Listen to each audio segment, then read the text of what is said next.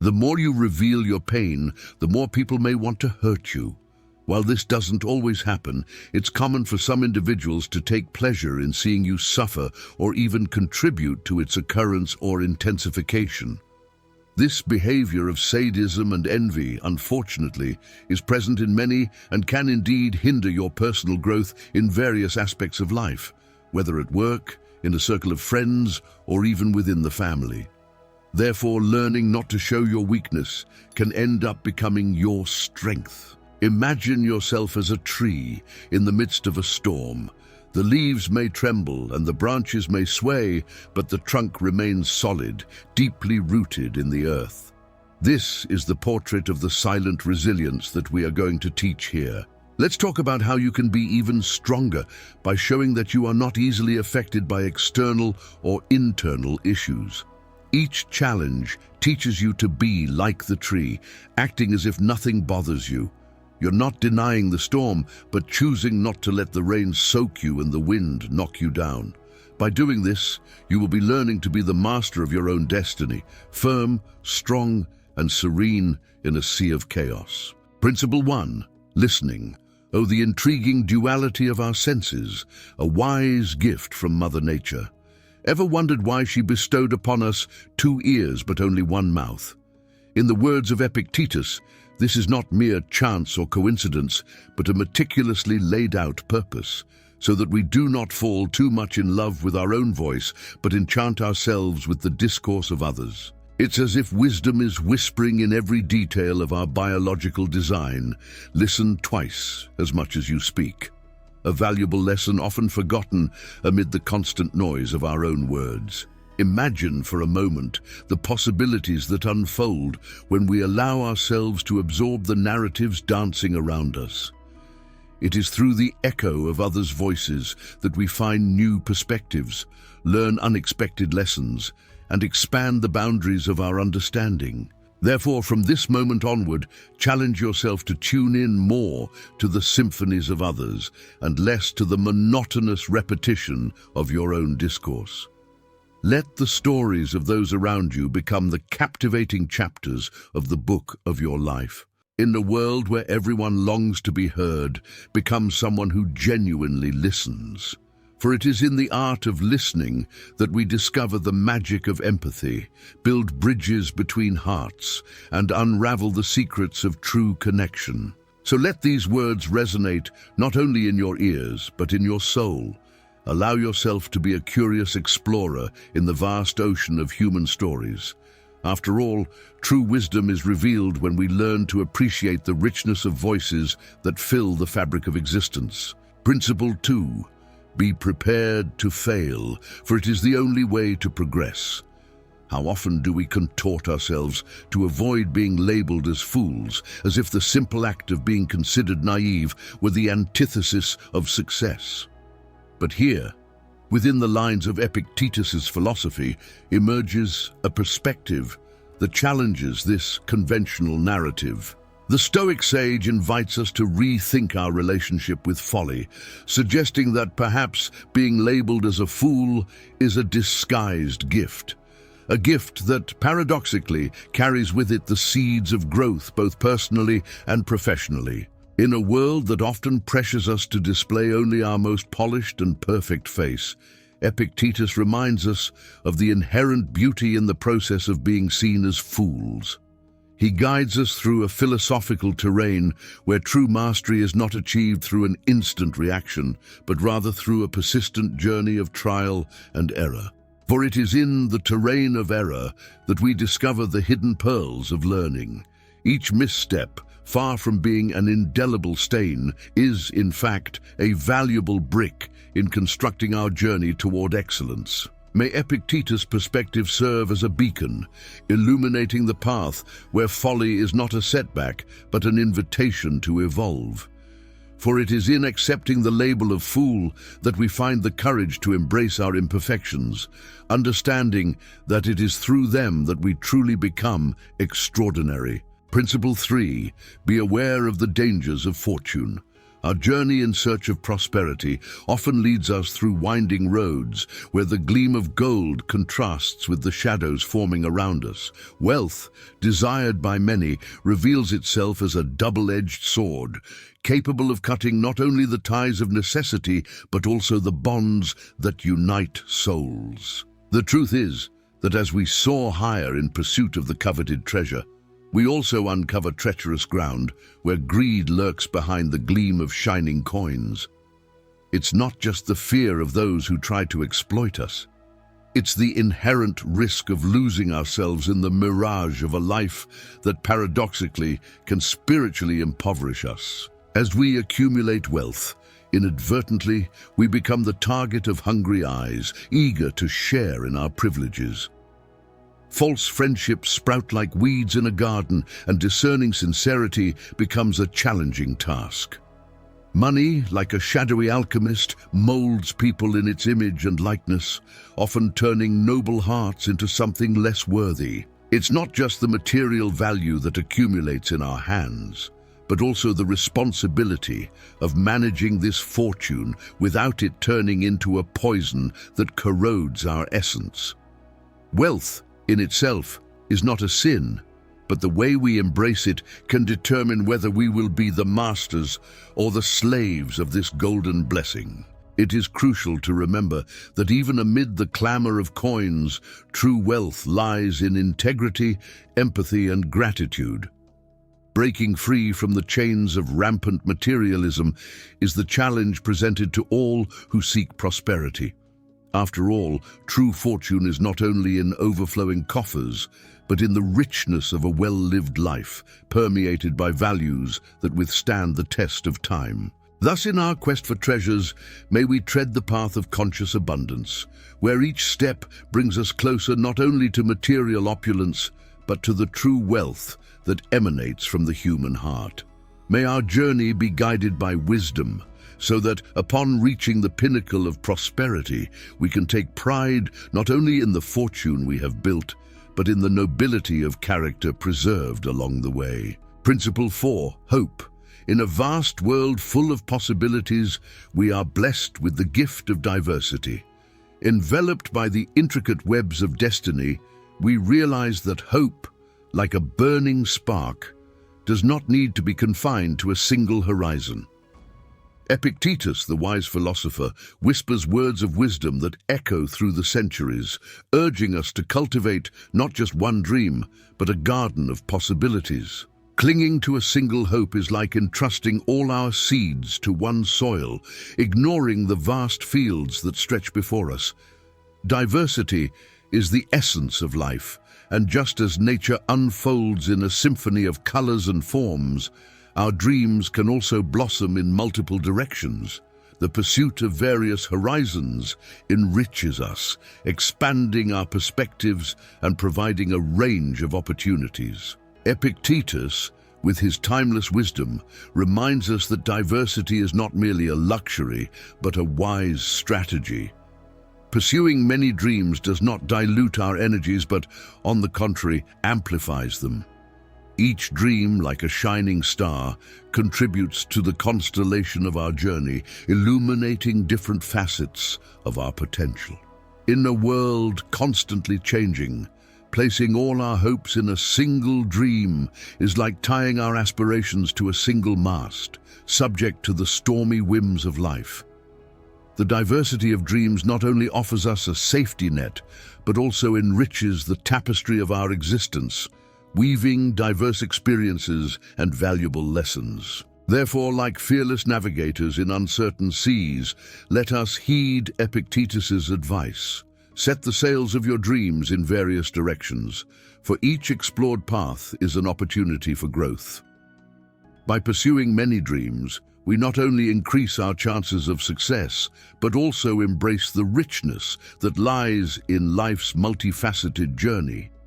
May the diversity of our dreams be the force that propels us to sail through the uncharted seas of personal fulfillment, guided by the hope that flourishes on every horizon we choose to explore.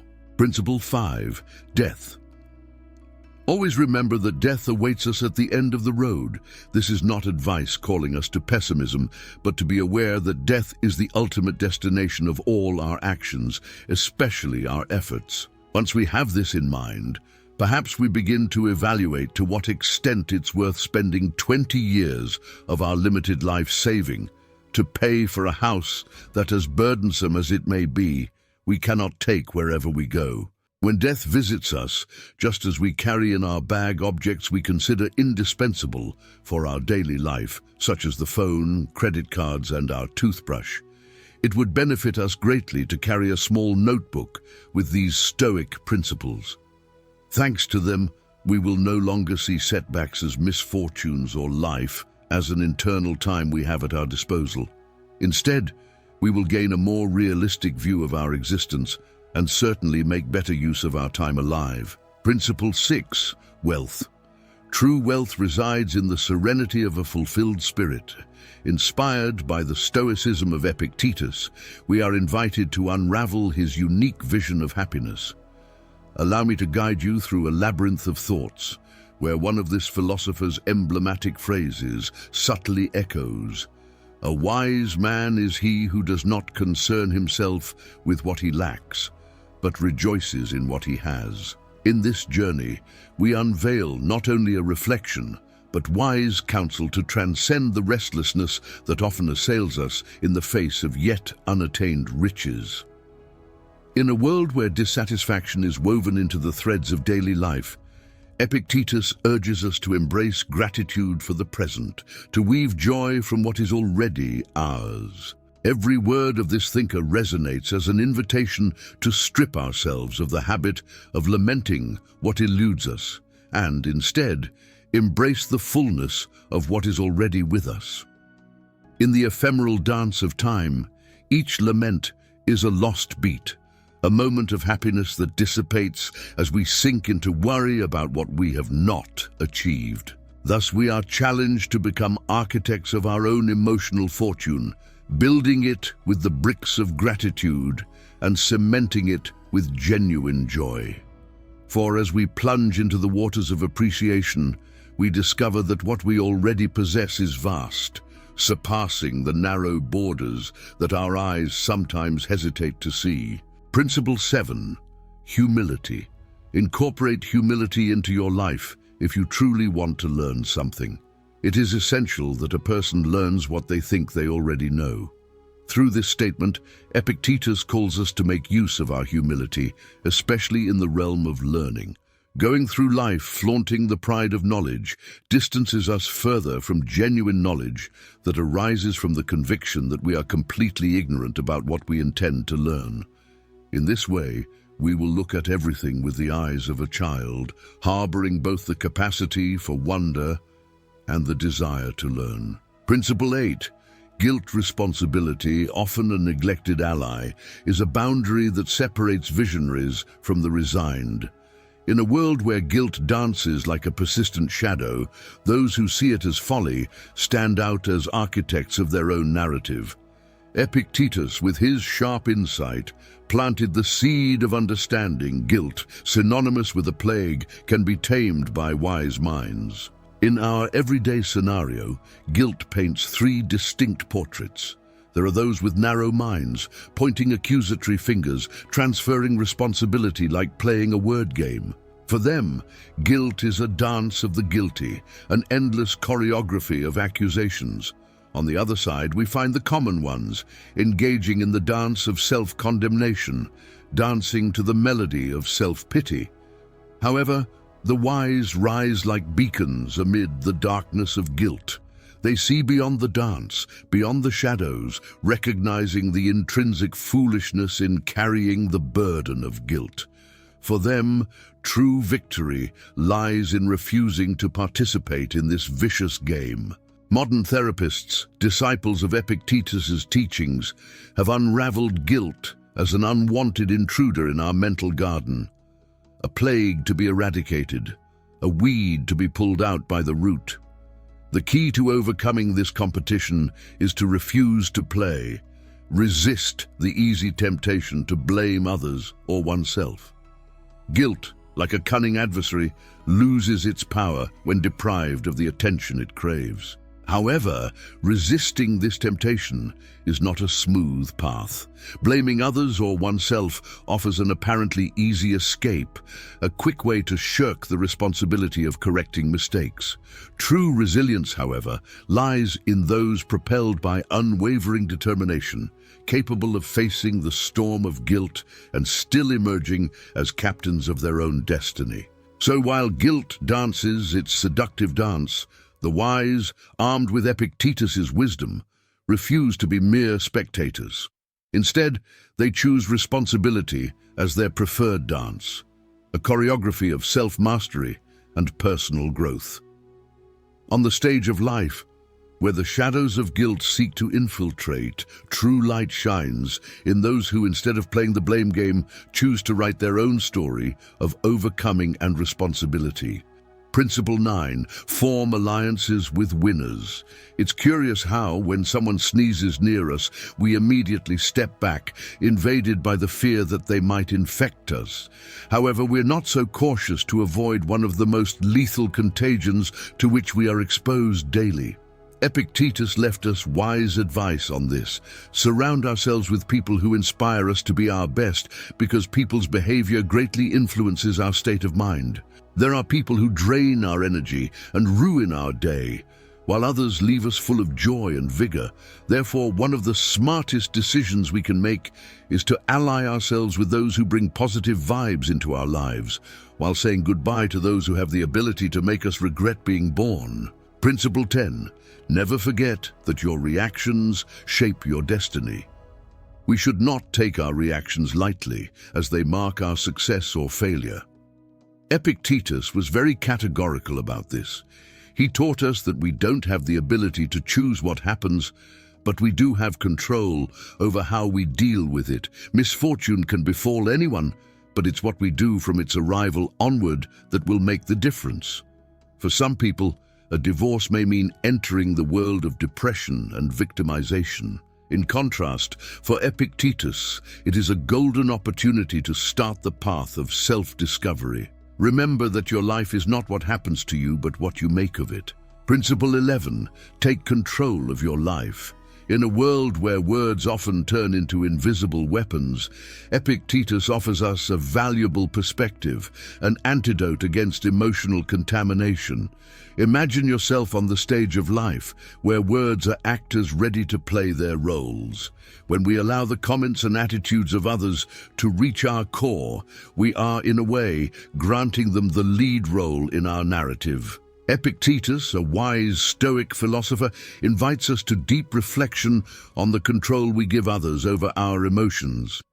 He whispers that by allowing ourselves to be irritated, we become puppets in the hands of those who would otherwise be mere supporting characters in our story. The mastery of our own life is called into question when we hand the baton to those who disturb us. As a skilled craftsman of metaphors, Epictetus carves out the idea of internal keys. They are the ones that unlock the gates of happiness or open the dark doors of emotional ruin. According to his perspective, we are custodians of these keys, and it is our conscious choice which one we offer to others. Each word thrown at us is just noise until we decide whether it will resonate or fade into emptiness. Considering irritation as a symptom of a poorly chosen key, Epictetus gifts us with the cure, establishing an emotional barrier. It's like erecting an internal fortress that protects against the poisoned darts of others. Understanding that each person is the guardian of their words and, simultaneously, of what we choose to absorb, we gain a shield against unwanted impacts. In this philosophical narrative, we are challenged to take the lead in our emotions. In a performance where script lines can be cut or rewritten, the message is clear. We are the directors of our own story. Epictetus, as a playwright of the soul, invites us to stage life with mastery, to play our roles without being hostages to others' scripts. Thus, while the words of others may echo in the theater of existence, it is up to us to decide whether they will be mere whispers in the wind or thunderous roars. On this stage of life, mastery lies in being the conductor of one's own emotional symphony, conducting it with the serenity that comes from a profound understanding that true freedom lies in not allowing others to control the threads of our reactions. Principle 12. Stop worrying about what is beyond your control. In a universe filled with challenges and surprises, we are the architects of our opinions, but mere witnesses to the construction of our reputation. The longing for excellence, diligence in pursuing our goals are undoubtedly fertile lands under our tutelage.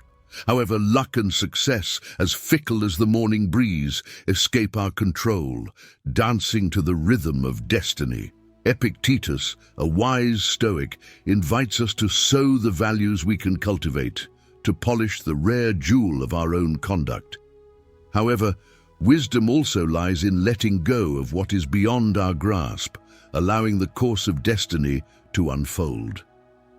In this intricate game of life, where the pieces move with their own logic, the anguish we dedicate to the uncontrollable is nothing more than a conscious choice to waste precious minutes of our ephemeral time. Stoic precepts, beyond pragmatic guidance for everyday life, take on the aura of a lighthouse in storms, illuminating the path with the light of resilience and interest.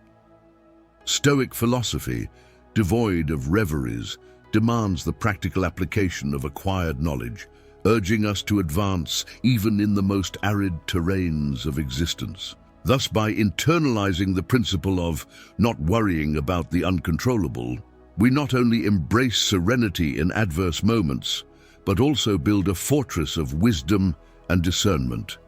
A fortress that empowers us not only to understand, but to appreciate the challenging chapters of our journey, turning challenges into opportunities for growth and learning. In this way, as we let the wind of destiny blow over the sails of our being, we do not resign ourselves but navigate with the fearless determination of those who understand that the greatness of life lies in the balanced dance between our will and the unpredictability of the universe. I hope you enjoyed the video.